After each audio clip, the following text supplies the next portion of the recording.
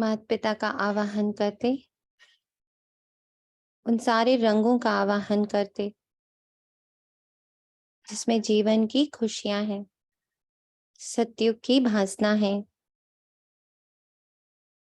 सारे गुण, सारी शक्तियों का हम बच्चे आवाहन करते।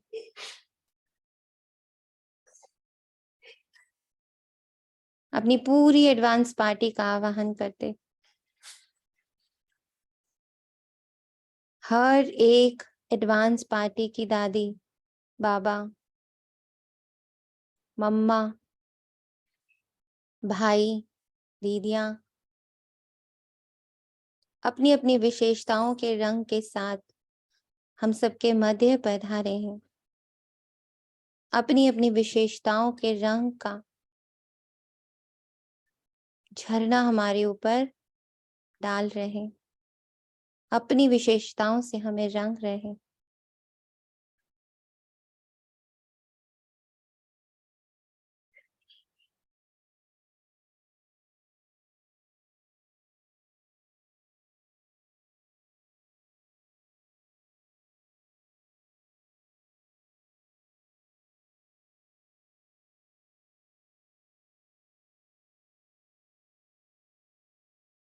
हमारा ये छोटा सा मिनी सा मधुबन अनेकों अनेक विशेषताओं के रंग से रंग गया है। इसका कण कण सत्युगी विशेषताओं से, गुणों से, शक्तियों से भर गया है। और उसके मध्य में बैठे हम बच्चे माता पिता से श्रीमत लेते हैं, किसे और भी गहरा, अमिट, अविनाशी कैसे बनाए।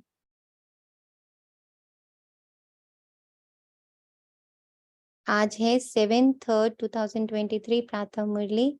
ओम शांति। बाप दादा मधुबन से हमारे मिनी मधुबन में मीठे बच्चे विजयी रत्न बनने के लिए जीते जी मर कर देही अभिमानी बन बाप के गले का हार बनने का पुरुषार्थ करो।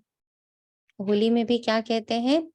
होलिका दहन में होलिका जल गई। होलिका यानी देहभान। तो आज की होलिका दहन में क्या देखेंगे कि सूक्ष्म भी हमारे अंदर कोई अहंकार है, कोई भान है कि मैं कुछ हूं, मेरा कुछ वजूद है, मैंने कुछ किया है, मैं कुछ कर सकती हूँ, वो सब इस होलिका दहन में समाप्त। संपूर्ण समर्पण। अपने आप को प्रहलाद के रूप में देखेंगे जो सिर्फ और सिर्फ परमात्मा गोद में बैठा है, पूर्णतः सुरक्षित। और वो प्रहलाद है, मैं आत्मा, अजर, अमर, अविनाशी, अमिट।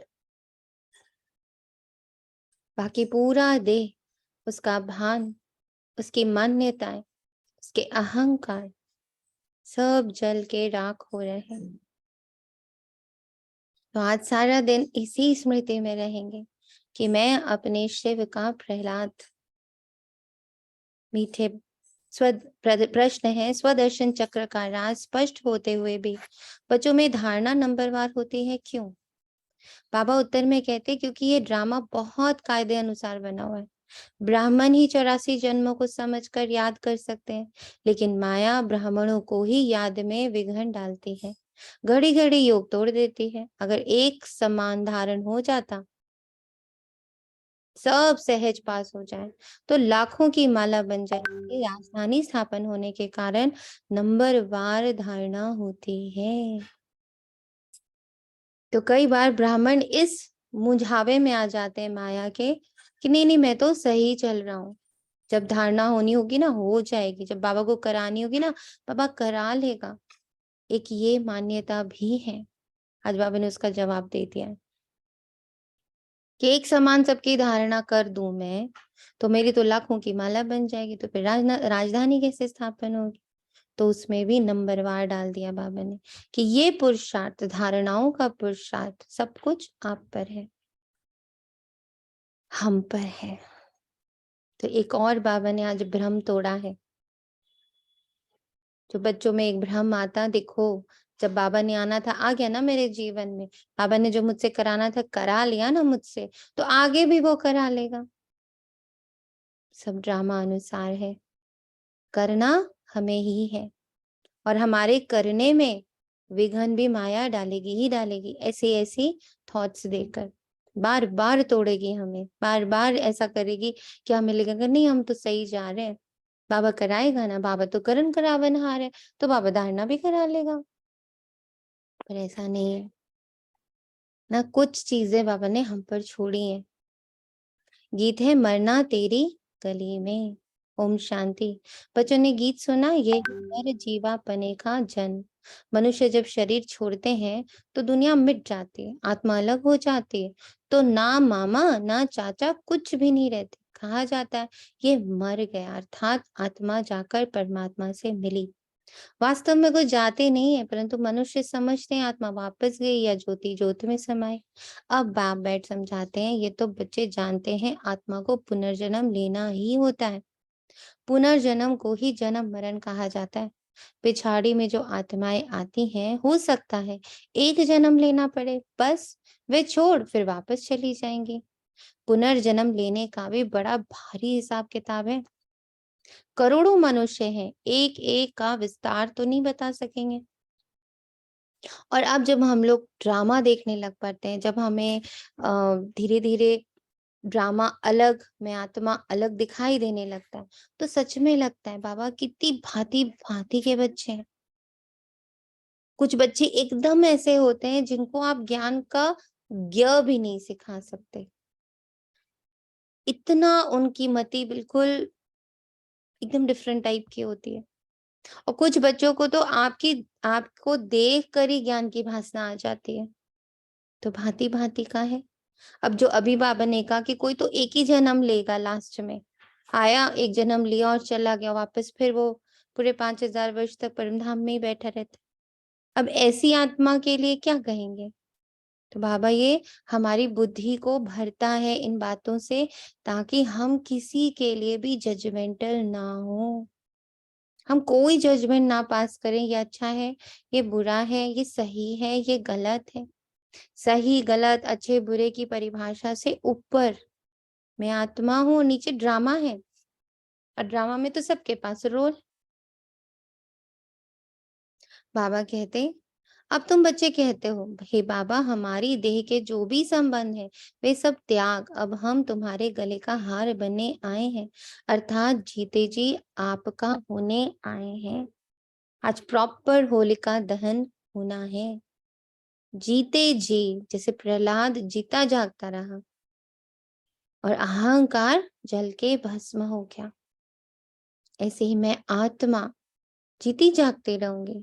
पर ये संबंधों का अहंकार, मैं माँ, मैं पुत्र, मैं बेटा, मैं बेटी, मैं प्रोफेसर, मैं डॉक्टर, मैं इंजीनियर, मैं जो कुछ भी, मेरा मेरा मेरा मेरा, मैंने कहा था, मेरी बात है, मेरा अनुभव है, इन सबका दाह संस्कार, और बच गई सिर्फ मैं आत्मा।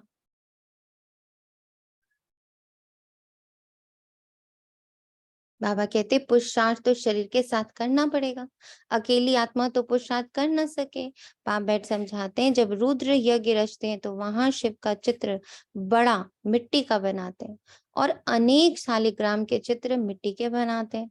अब वे कौन से शालिग्राम हैं जो बनाकर और फिर उनकी पूजा करते हैं?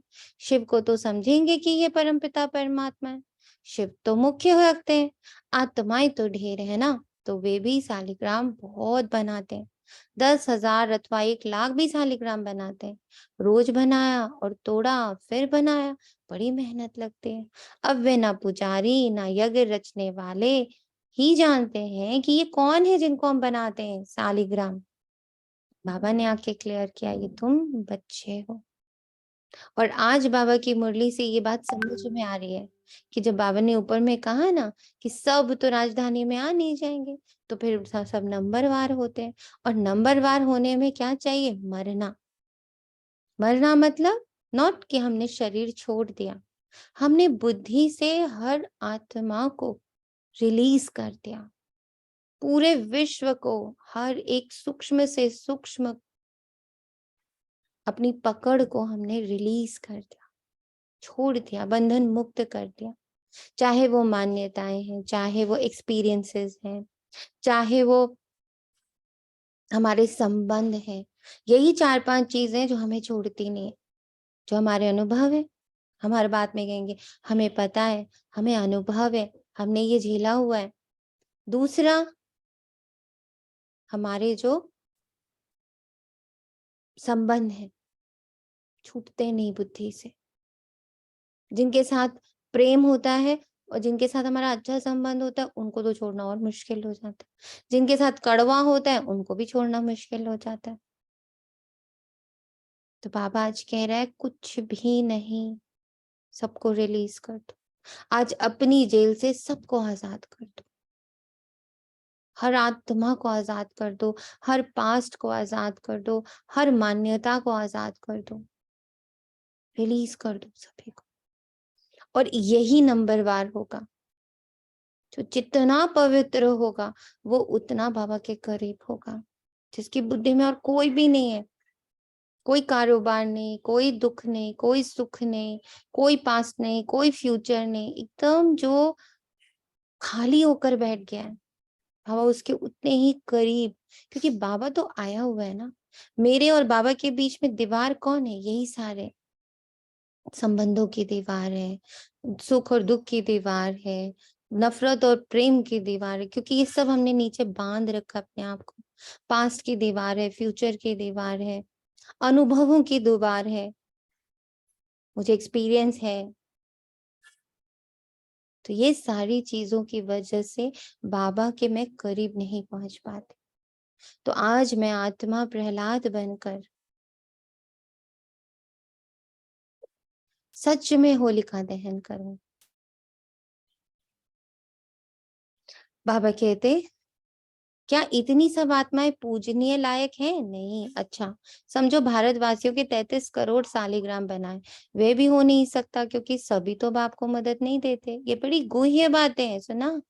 जो बाप की मदद करते वो सालिग्राम बनते, वो उनके इतने निकट होते हैं, कितने पास दिखाते हैं ना। सालिग्राम बिल्कुल शिवलिंग के बिल्कुल पास में, उनके इर्द गिर्द बिल्कुल सुंदर से एकदम उनकी तरह सजाए जाते।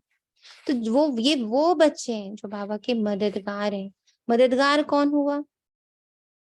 जो हू बहू बाबा की श्रीमत पर चल रहा। बाबा कह रहे हैं ये बड़ी गुह्य बातें समझने की। 4-5 लाख रुपया खर्च करते हैं रुद्र यज्ञ रचने में। अच्छा, अब शिव तो परमपिता परमात्मा ठीक है, बाकी सालिग्राम इतने सब कौन से बच्चे हैं जो पूजे जाते हैं? इस समय तुम बच्चे ही बाप को जानते हो और मददगार बनते हो। प्रजा भी तो मदद करती है ना। शिव बाबा को जो याद करते हैं वे स्वर्ग में तो आ जाएंगे। भल ज्ञान किसको ना भी दे तो भी स्वर्ग में आ जाएंगे। वे तो कितने ढेर होंगे परंतु मुख्य 108 है। मम्मा भी देखो कितनी जबरदस्त रत्न है, कितनी पूजी जाती है। अब तुम बच्चों को देही अभिमानी जरूर बनना है। जन्म जन्मांतर तुम देह अभिमानी रहे हो। कोई भी मनुष्य ऐसे नहीं कहेगा कि मैं आत्मा परम पिता परमात्मा की संतान हूँ। संतान है तो उनकी पूरी बायोग्राफी मालूम होनी चाहिए। पारलौकिक बाप की बायोग्राफी बड़ी जबरदस्त है। तो बच्चे कहते हैं अब जीते जी मर कर बाबा हम आपके गले का हार जरूर बनेंगे। आत्माओं की भी बड़ी बड़ी माला है, वैसे ही फिर मनुष्य सृष्टि के बड़े ते बड़े माला। प्रजापिता ब्रह्मा है मुख्य, इनको आदम आदिदेव महावीर भी कहते हैं। अब ये बड़ी गुह्य बातें हैं। जब बाबा गुह्य बातें कहता है तो हमें समझना है कि जिन पॉइंट्स को बाबा गुह्य बोलता है उन पर हम अपनी बुद्धि, अपना चिंतन मनन जरूर करें। क्योंकि उसको बाबा ने डिस्क्लोज नहीं किया प्रॉपरली पूरी तरह। तो वो डिस्क्लोजन, वो जो क्लैरिटी है, वो बाबा बच्चों को नंबरवार देगा। अब उन्हीं को देगा जो उस पर चिंतन मनन करेंगे। तो जिस पॉइंट के लिए बाबा ये लिख दे कि बच्चे ये बातें गुह्य है, तो हमें उसको पकड़ के बैठना है और बाबा से लेना है कि बाबा ये गुह्य राज मैं समझने को, सुनने को सज्ज हूँ, तैयार। तुम समझते हो, हम सब आत्माएं एक निराकार बाप की संतान हैं और ये मनुष्य सृष्टि का सारा सीजरा है, जिसको जेनोलॉजिकल ट्री कहा जाता है। जैसे सरनेम होता है ना अग्रवाल, फिर उसके बच्चे पौत्रे अग्रवाल ही होंगे, सीजरा बनाते हैं ना। एक से फिर बढ़ते बढ़ते बड़ा झाड़ हो जाता है। जो भी आत्माएं हैं वे शिव बाबा के गले का हार है, वे तो अविनाशी है। प्रजापिता ब्रह्मा भी तो है। नई दुनिया कैसे रची जाती है? क्या प्रलय हो जाती है? नहीं, दुनिया तो कायम है, सिर्फ जब पुरानी होती है तो बाप आकर उनको नया बनाते हैं। अभी तुम समझते हो, हम नए थे। हमारी आत्मा पवित्र नहीं थी, प्योर सोना थी। उनसे फिर हम आत्माएं को जेवर शरीर भी सोना मिला। उसको काया कल्प तरु कहते हैं। यहाँ तो मनुष्यों की एवरेज 40-45 वर्ष रहती है, कोई कोई करके 100 वर्ष भी होती है। वहां तो तुम्हारी आयु एवरेज 125 वर्ष से कम नहीं होती। तुम्हारी आयु कल्प वृक्ष समान बनाते हैं, कभी अकाले मृत्यु नहीं होती। तुम आत्माएं शिव बाबा के बच्चे हो, ब्रह्मा द्वारा जरूर ब्राह्मण पैदा होंगे, उनसे फिर प्रजा रची जाती है। तो मैं पूर्णतः ब्राह्मण तो बनूं, पूरी तरह धारणाओं में तो आऊं। उसके आगे की जर्नी बाबा मुझे क्लैरिटी से बता रहे कि उसके बाद अकाले कुछ नहीं, अभी क्या है, सब कुछ अकाले। तो इस अकाले समय में अपने काल पर जीत पाने के लिए मुझे क्या करना है? मुझे पूरी तरह से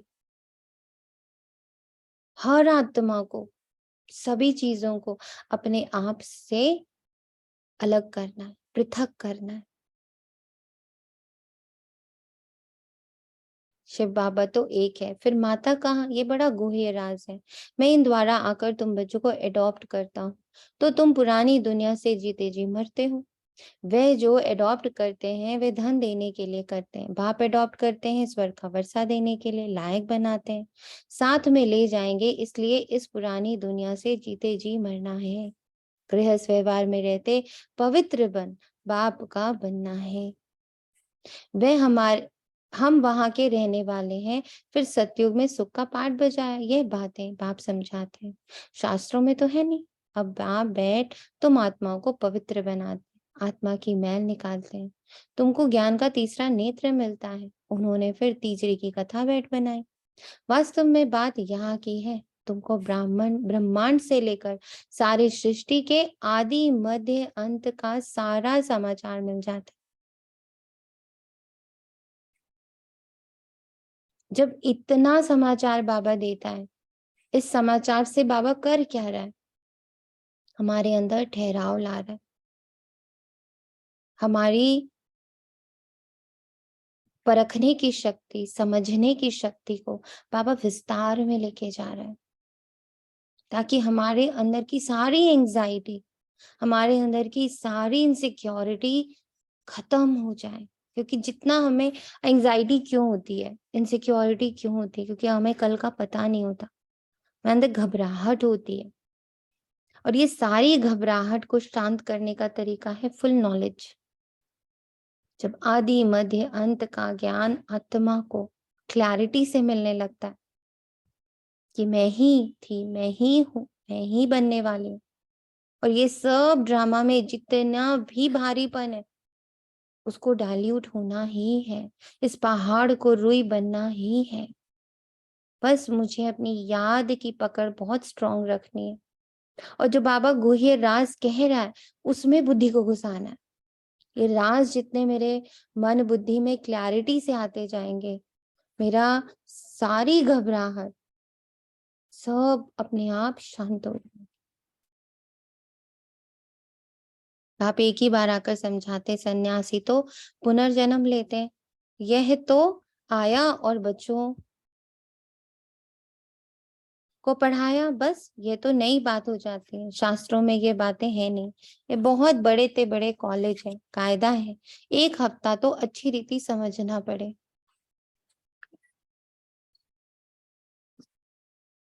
एक हफ्ता तो अच्छी रीति समझना पड़े, भट्टी में बैठना पड़े। विकार तो सभी हैं, भले सन्यासी घर बार छोड़ निर्विकारी बनते हैं, फिर भी जन्म विकार से लेकर फिर निर्विकारी बनने लिए संन्यास करते हैं। कई पुनर्जन्म को भी मानते हैं क्योंकि मिसाल देखते हैं। कोई बहुत वेद शास्त्र पढ़ते पढ़ते शरीर छोड़ते हैं तो उन संस्कारों अनुसार फिर जन्म लेते हैं। तो छोटेपन में ही शास्त्र अध्ययन हो जाता है। जन्म ले अपने को अपवित्र समझ फिर पवित्र बनने के लिए संन्यास करते हैं। तुम तो एक ही बार पवित्र बन देवता बनते हो। सच्चा बिग पॉइंट। और ये मैंने कई सन्यासियों का पढ़ा भी है और उनमें से एक सदगुरु भी है। उनकी एक कोई क्लास थी मैंने सुनी थी जिसमें उन्होंने बताया था कि he has seen his past lifes. तो शायद 4 या 5 जन्मों से वो again and again he is becoming a saint to become what he has become today. वो जो उनको वो जो ज्योतिर्लिंग बनाना था जिसके लिए वो इतनी उसमें बहुत सारी पावर्स को उन्होंने यूज किया है। तो उस पावर को एकत्रित करने में उनको जन्म बाई जन्म लगे। और सच में बाबा हमें एक जन्म पवित्र रहने को बोलता, पर हाँ जब हमारी पवित्रता की बात होती है तो स्थूल से लेके सूक्ष्म तक बाबा हमें बहुत प्योर बनाता और एक ही जन्म में कार्य कर देता। उनको कितने जन्म लेने पड़ते एक सन्यासी बनने में, कितने जन्मों के सेक्रीफाइसेस होते हैं। यहाँ एक बार पवित्र बन देवता बनते हैं। तुमको फिर सन्यास नहीं करना पड़े तो उनका सन्यास अधूरा हुआ ना। ये बातें खुद भी समझा नहीं सकते, बाबा बैठ समझाते हैं। वे हैं उत्तम ते उत्तम बात जिसके तुम बच्चे बने हुए हो। ये स्कूल भी है, रोजाना नई नई बातें निकलती। कहते हैं आज गुहे ते गुहे सुनाता हूँ। नहीं सुनेंगे तो धारणा कैसे होगी। अब बाप बैठ समझाते हैं तुम मेरे बने हो तो शरीर का भान छोड़ो। मैं गाइड बन आया हूँ वापस ले जाने। ये बहुत इंपॉर्टेंट है ब्राह्मणों के लिए। ये कल भी पॉइंट बाबा ने बहुत टच कराया था कि जब तक मेरे को सारी गुह्य बातें पता ना हो कि हाँ मैं ये करूं, ये धारणा करूं, ये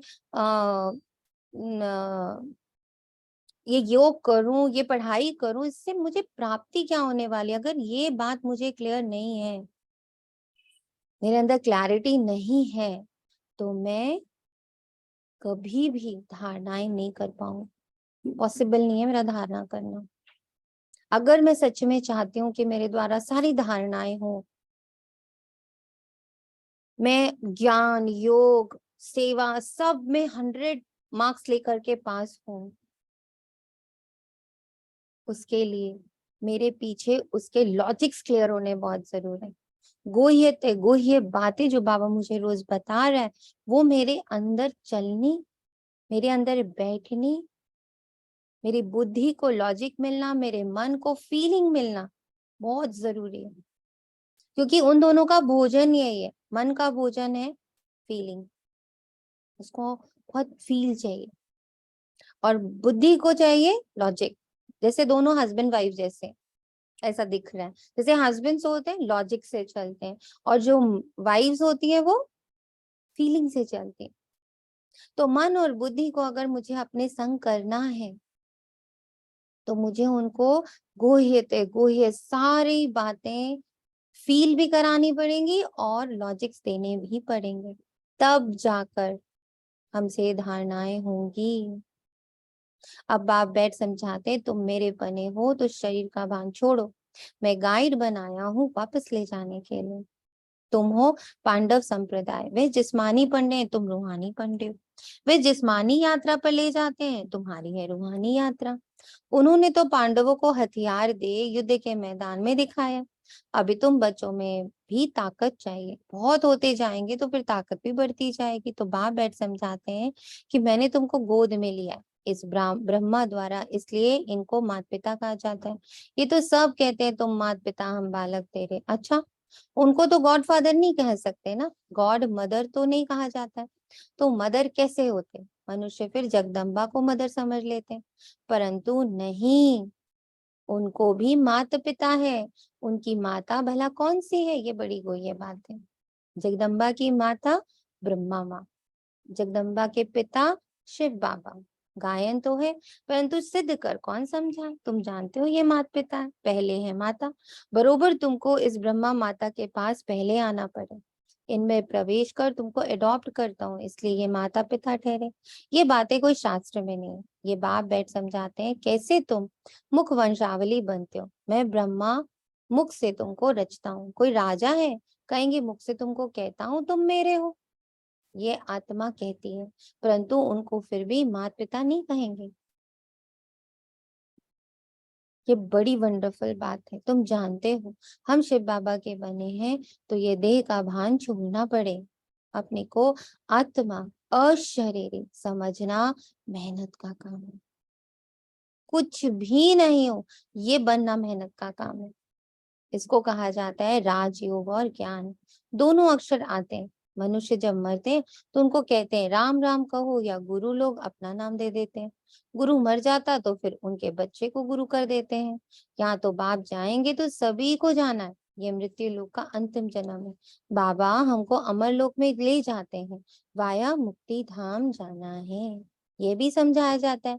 जब विनाश होता है तो ये कलयुग का पुर नीचे चला जाता है, सत्युग ऊपर आ जाता है। बाकी कोई समुद्र के अंदर नहीं चले जाते हैं। यहाँ तुम बच्चे सागर के पास आते हो रिफ्रेश होने, यहाँ तुम सम्मुख ज्ञान डांस देखते हो, दिखाते हैं गोप गोपियों ने कृष्ण को डांस कराई। ये बात इस समय की है, चात्रक बच्चों के सामने बाप की मुरली चलती है, बच्चों को भी सीखना पड़े। फिर जो जितना सीखे समझाना है, बेहद के बाप से स्वर का वर्षा लो।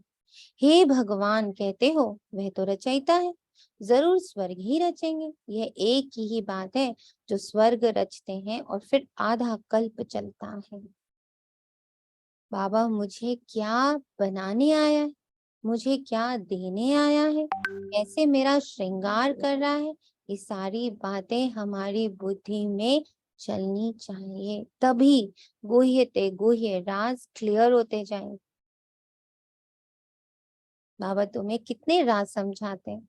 बच्चों को मेहनत कर धारणा करनी है। मेहनत कौन सी है? एक ही मेहनत है।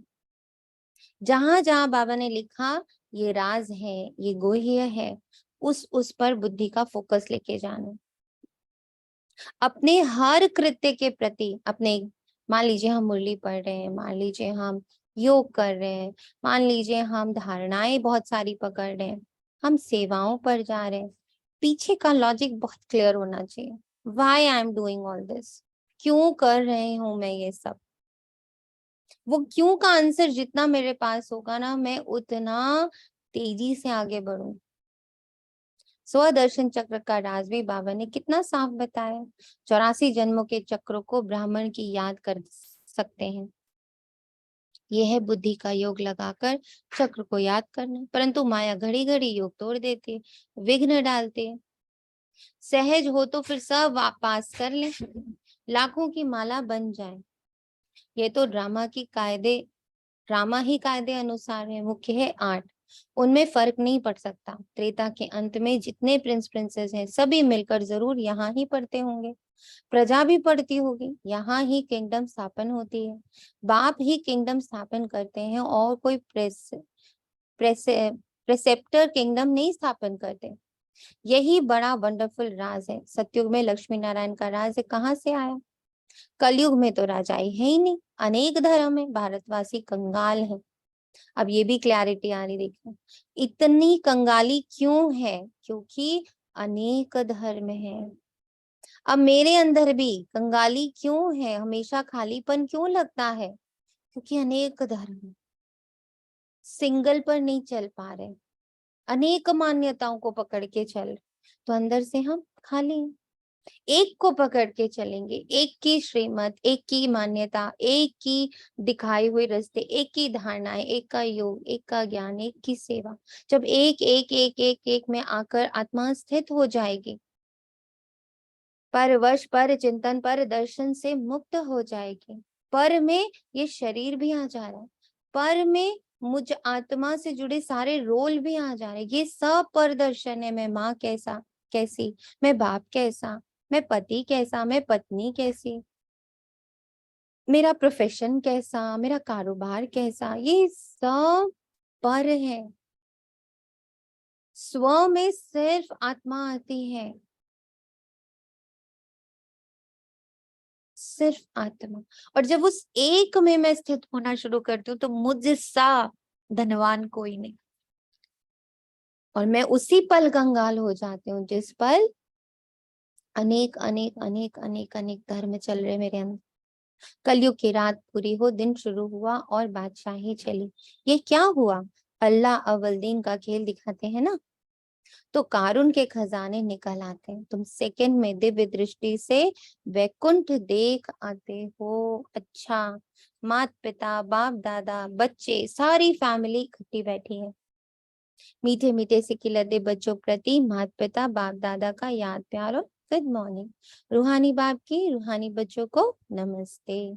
हम रूहानी बच्चों की पूरी फैमिली के साथ अपने माता पिता बाप दादा को, जो कि अत्यंत मीठे और सच में मेरे लिए भी वो सिखी लदे, ऐसे माता पिता बाप दादा और पूरे परिवार को गुड मॉर्निंग और नमस्ते, शुक्रिया बाबा।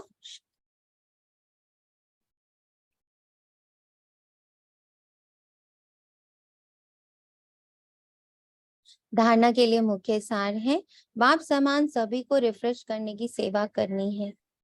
चात्रक बन ज्ञान डांस करनी और करानी है। इस शरीर का भान छोड़ पुरानी दुनिया से जीते जी मरना और शरीर रहने का अभ्यास करना। स्वयं को स्वर्ग के वर्षे का लायक भी बनाना है। इस शरीर का भान छोड़ पुरानी दुनिया से जीते जी मरना है। तो बार बार आज बाबा हमें हमारा प्रहलाद स्वरूप दिखा रहा। और आज के होलिका दहन में मैं आत्मा छोड़ के जो कुछ भी है उन सब का दहन। और बाबा से कहूंगी कि बाबा मेरे इस दहन को स्वीकार करो। तो प्रहलाद रूप में मैं बचूंगी, सिर्फ आत्मा जिसकी बुद्धि में सिर्फ परमात्मा है और कोई भी नहीं। और जो कुछ भी है वो आज की होलिका दहन में समाप्त। जीते जी मरना। वरदान, होली के अर्थ स्वरूप में स्थित हो सच्ची होली मनाने वाले हाईएस्ट होलीएस्ट भाव। होली अर्थात जो कुछ हुआ वह हो गया, हो लिया। वो सीन होली अर्थात बीत गई। बीती को बीती करने के लिए सदा ड्रामा की ढाल को यूज करो। होली का रंग पक्का तभी लगता है जब हर वक्त याद रहता कि होली जो बीता हो गया। वे कभी ड्रामा की कोई भी सीन देखते क्यों, क्या, कैसे, इन प्रश्नों में उलझते नहीं। सदा ज्ञान मंथन कर अपनी होलीएस्ट और हाईएस्ट स्टेज बना लेते हैं।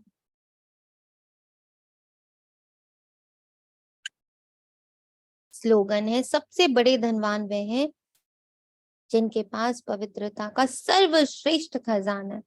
कंप्लीटली एग्री बाबा। सबसे बड़ा धनवान वही है जिसके अंदर पवित्रता बह रही हो। और पवित्रता का अब जो अर्थ आज की डेट तक समझ में आता वो है, मेरी बुद्धि किसी में भी अटके नहीं हो, सबको स्वतंत्र करने को मैं सज्ज हूँ। अपने पास्ट को, अपने फ्यूचर को, अपनी मान्यताओं को, अपनी धारणाओं को, अपने अनुभवों को, अपने सारे संबंधों को मैं मुक्त करने को सज्ज हूँ। और वही सच्ची सच्ची पवित्रता है, कुछ भी नहीं। सिर्फ और सिर्फ बाबा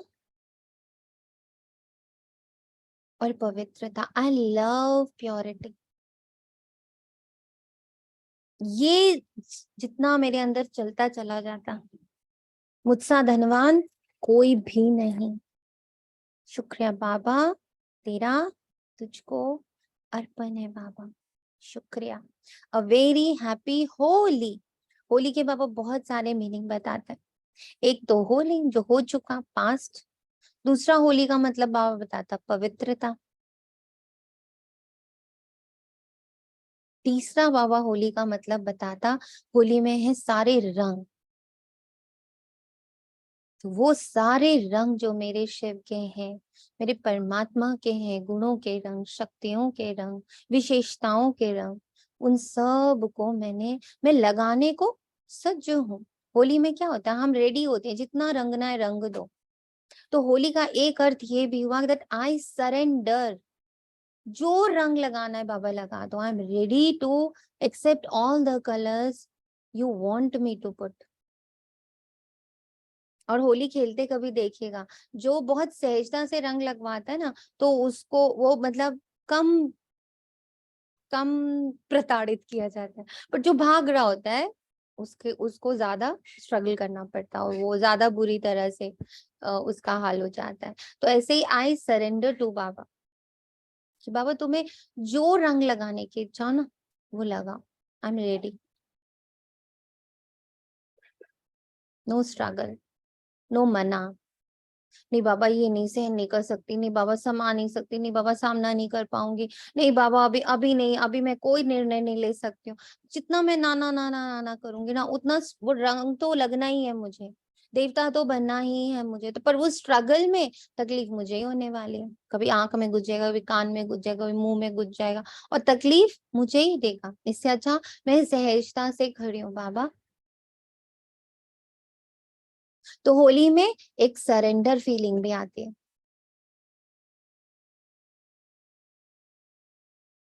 होली में वनवाह की फीलिंग भी है, क्योंकि सब उस दिन एकदम पुराने से पुराने गंदे से गंदे कपड़े पहनते हैं, अपने आप को तेल से बिल्कुल नहला लेते हैं।